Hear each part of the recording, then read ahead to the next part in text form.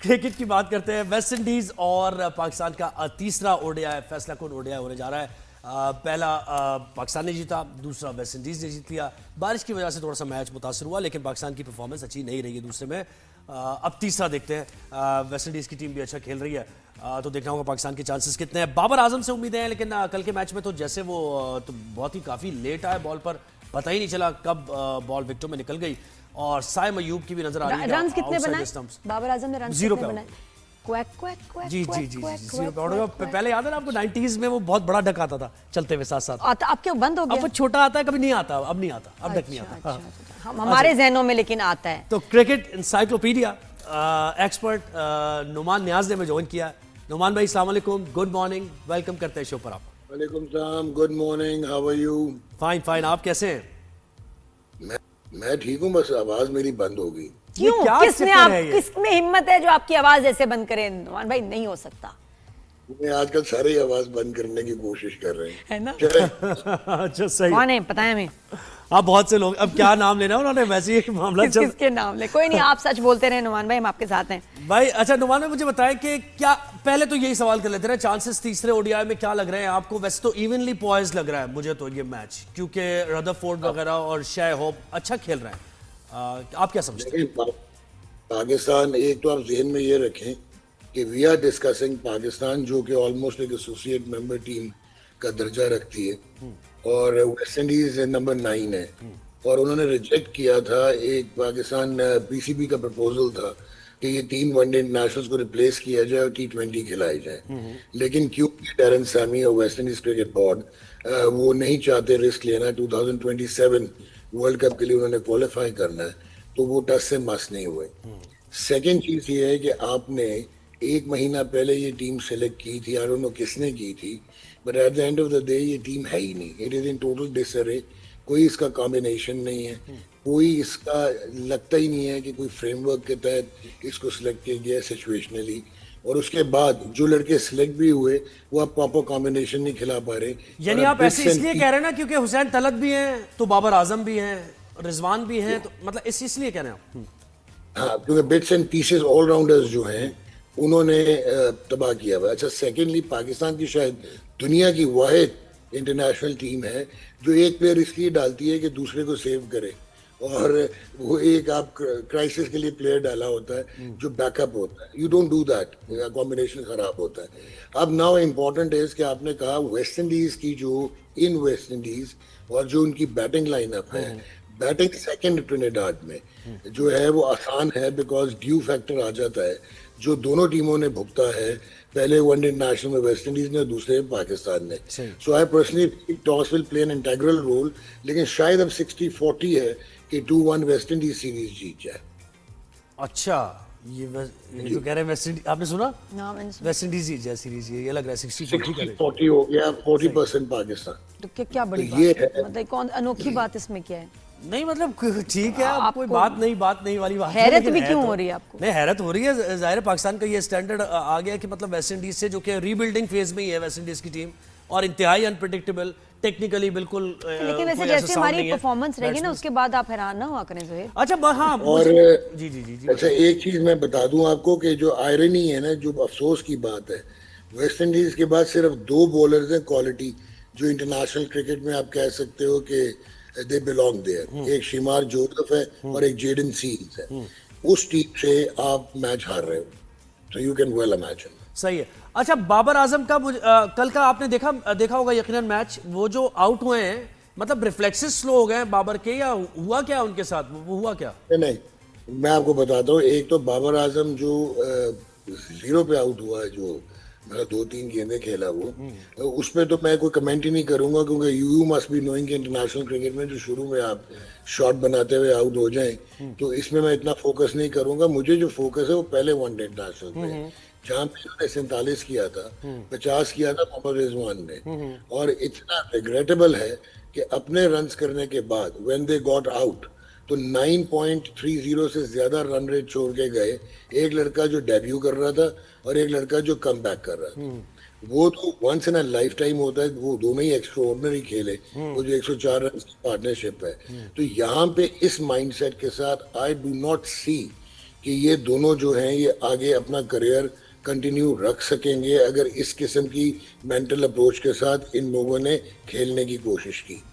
Secondly जो रिजवान है, बाबर का तो फिर ये है कि जो 47 था उसमें ऑब्वियसली जो उसकी क्वालिटी ऑफ प्ले था वो बाकी सबसे बहुत सुपीरियर था। अप्रोच वी क्रिटिसाइज एंड उसका जो कंट्रीब्यूशन है वी क्रिटिसाइज कि उसको स्टेप अप करना चाहिए था या फिर एंड तक लेके जाना चाहिए था और मैच को जिताना चाहिए था।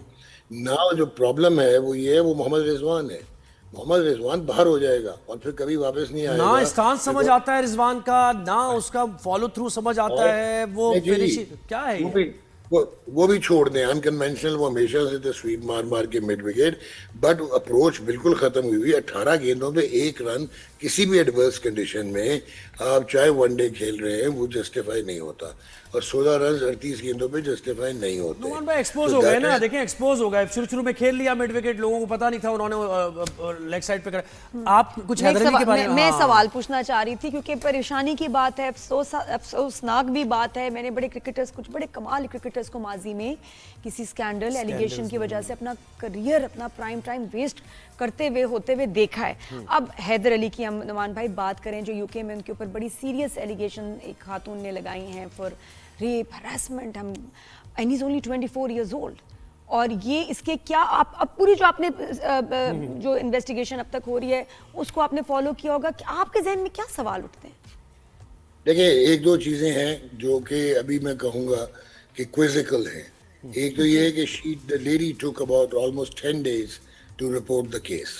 तो यहाँ पे एक चीज जो है वो मुझे लगता है ऐसा कॉन्टेम्पलेट मैं ये करता हूँ, I do not have that information, but कि शायद इन्होंने कोई, इनका आर्गूमेंट हुआ, इन्होंने कोई उनको रिफ्यूज किया शायद मैरिटल प्रपोजल, जिसकी वजह से शी केम very strong.